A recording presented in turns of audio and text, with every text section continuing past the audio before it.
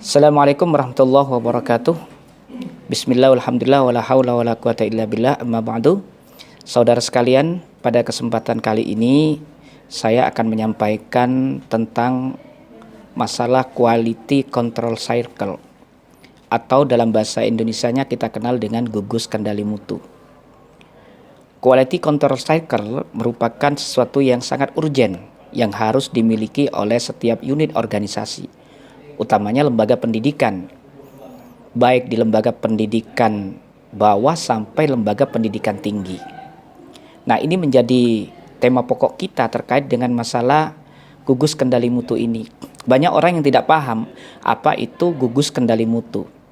Karena pada hakikatnya di lembaga pendidikan, khususnya di sekolah dasar, sekolah menengah sampai sekolah menengah atas, itu jarang lembaga atau organisasi memiliki yang namanya GKM atau gugus kendali mutu.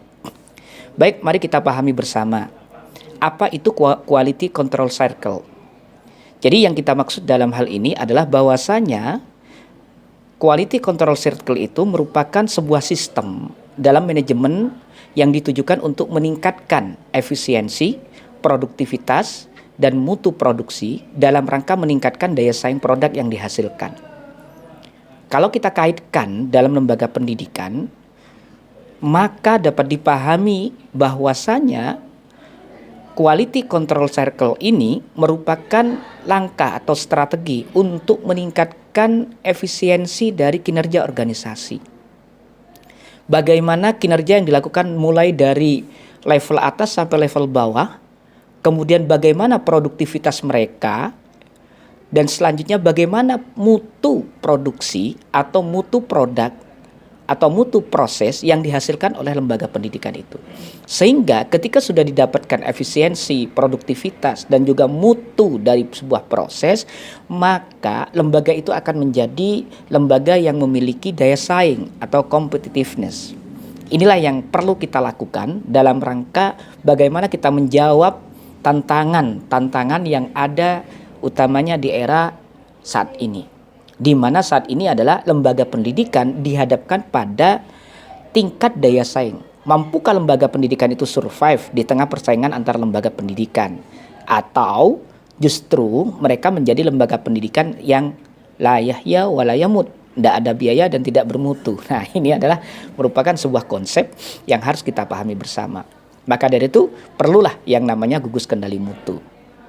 Kemudian yang kedua, bahwasanya kegiatan ini merupakan sekelompok orang yang ditujukan untuk memajukan lembaga pendidikan yang dilakukan secara bersama-sama melalui beberapa kali pertemuan secara berkala.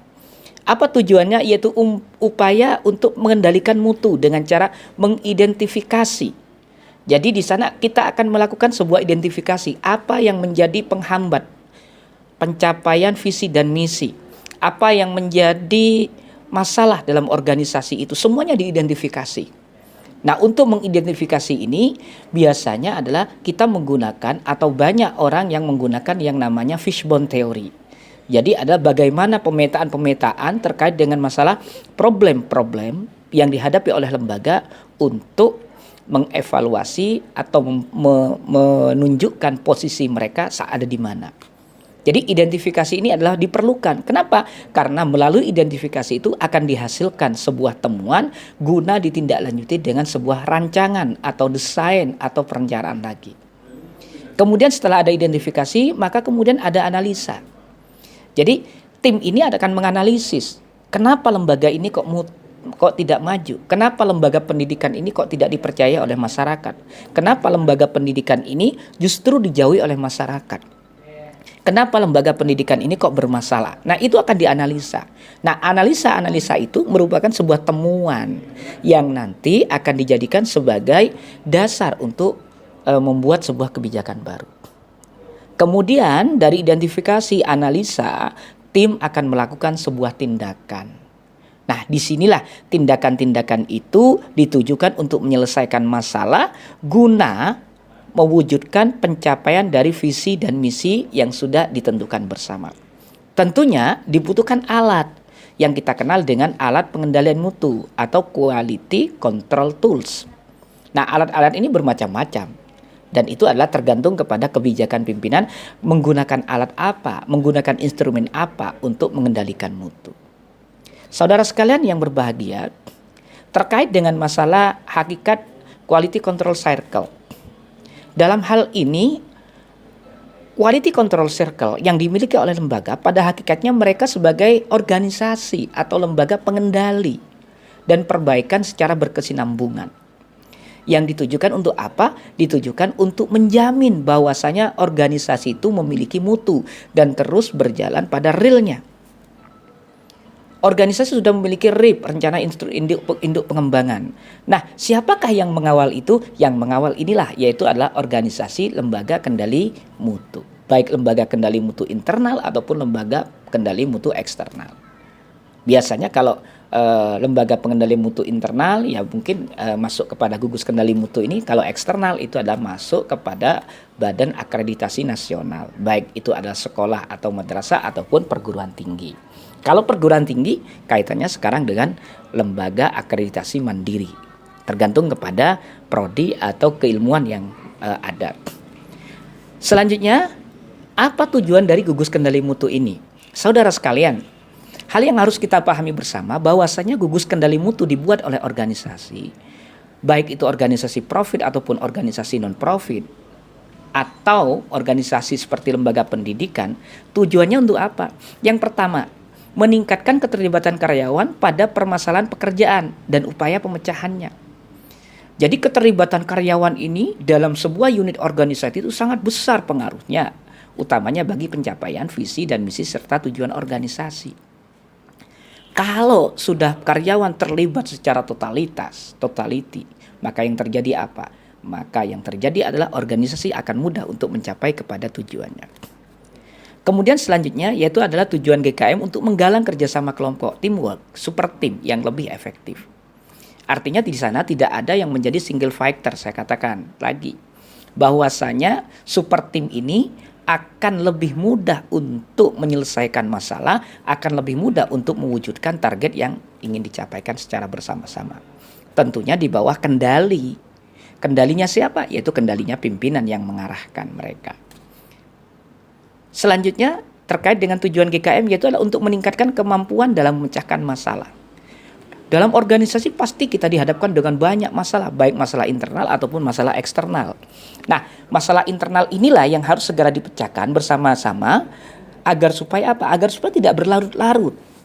Salah satu contoh, misalnya ada satu person yang kinerjanya lambat, atau ada satu unit yang target pencapaiannya tidak tercapai. Nah, maka dari sana, disinilah GKM berdiri untuk memecahkan problematika yang dihadapkan oleh organisasi. Selanjutnya, yaitu ada untuk meningkatkan pengembangan SDM, baik pribadi maupun kepemimpinannya.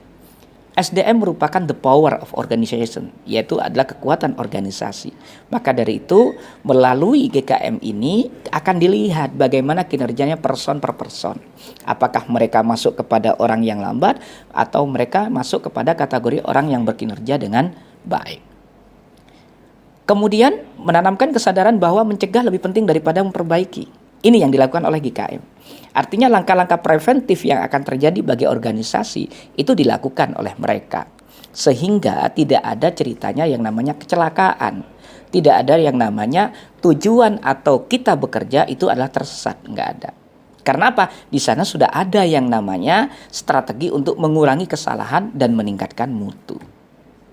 Selanjutnya yaitu adalah meningkatkan motivasi dan komunikasi dalam kelompok. Artinya motivasi harus terus dibangun secara bersama-sama.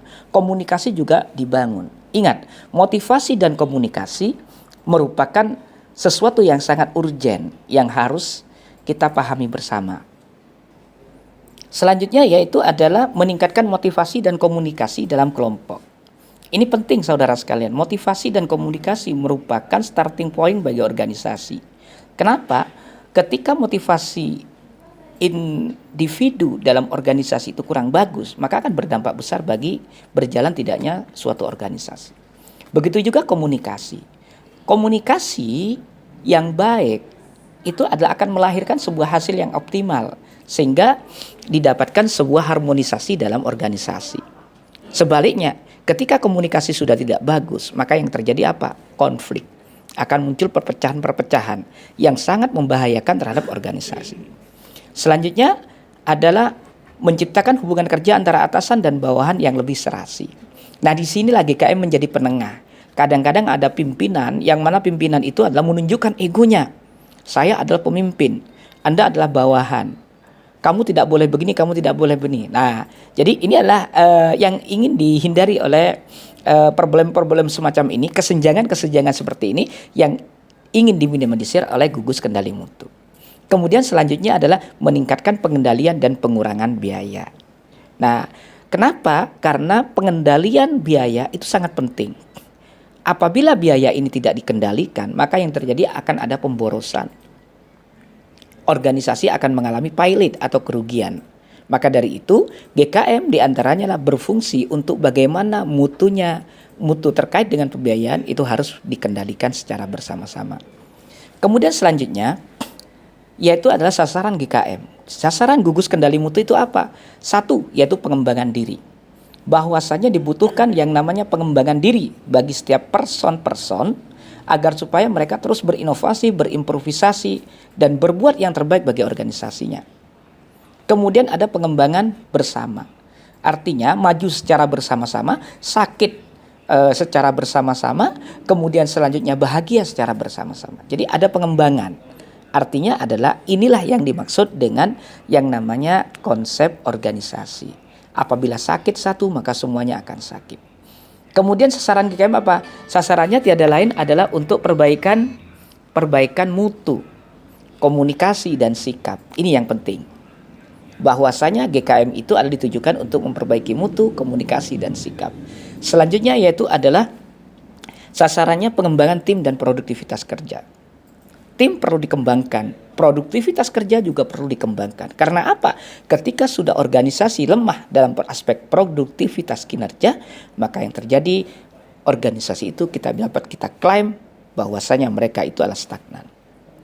Kemudian selanjutnya mengurangi keluhan dan absensi, serta memperbaiki kedisiplinan dan partisipasi positif karyawan. Ini yang harus kita pahami bersama bahwasanya karyawan pada hakikatnya mereka itu adalah memiliki problem tersendiri yang berdampak pada kegiatan-kegiatan keseharian mereka dalam bekerja dan ditunjukkan dalam perilaku kerja mereka. Maka dari itu perbaikan terkait dengan kedisiplinan, partisipasi, kemudian tanggapan-tanggapan pimpinan terhadap keluhan karyawan itu harus ada. Selanjutnya saudara sekalian yaitu adalah sasaran GKM ditujukan untuk meningkatkan loyalitas dan kepuasan karyawan. Ini penting. Karena apa? Ketika karyawan sudah loyal maka mereka akan puas dengan apa yang kita berikan. Kemudian yang terakhir yaitu adalah memperkuat kerjasama antar semua tingkatan dalam perusahaan dan meningkatkan efisiensi dan keselamatan kerja. Ini merupakan sasaran GKM yang harus dilakukan oleh semua organisasi pada kegiatannya. Selanjutnya saudara sekalian terkait dengan pengendalian mutu.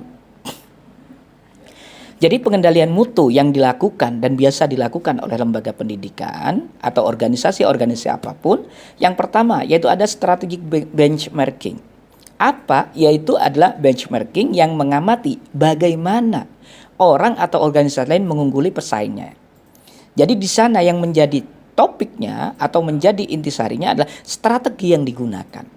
Bagaimana strategi organisasi A, bagaimana strategi organisasi Y itu dilaksanakan, kemudian kita melakukan sebuah penilaian apakah lebih bagus dari kita atau justru sama. Kalau dia lebih bagus, ayo kita pelajari. Nah, ini adalah yang namanya strategic benchmarking. Kemudian ada proses benchmarking, yaitu benchmarking yang membandingkan proses-proses kerja. Kalau misalnya kita punya lembaga pendidikan, proses kerjanya kita bulat, SOP-nya bulat, kita kemudian pergi ke lembaga pendidikan selanjutnya, maka yang terjadi adalah kita bisa mendapatkan informasi. Oh, di mana kekurangan kita, di mana kelemahan kita. Selanjutnya adalah fungsional benchmarking, yaitu benchmarking yang melakukan perbandingan pada fungsional kerja tertentu untuk meningkatkan operasional pada fungsional tersebut. Jadi di sini adalah kita melakukan evaluasi terhadap fungsi-fungsi kerja yang sudah terlaksana. Kemudian performance benchmarking, yaitu benchmarking yang membandingkan kinerja pada produk atau jasa. Selanjutnya adalah ada product benchmarking, yaitu benchmarking yang membandingkan produk pesaing dengan produk sendiri untuk mengetahui letak kekuatan, kelemahan dari produk yang didapat. Dan yang terakhir adalah financial benchmarking, yaitu benchmarking yang membandingkan kekuatan finansial untuk mengetahui daya saingnya. Demikian yang dapat saya sampaikan, semoga bermanfaat. Terima kasih. Assalamualaikum warahmatullahi wabarakatuh.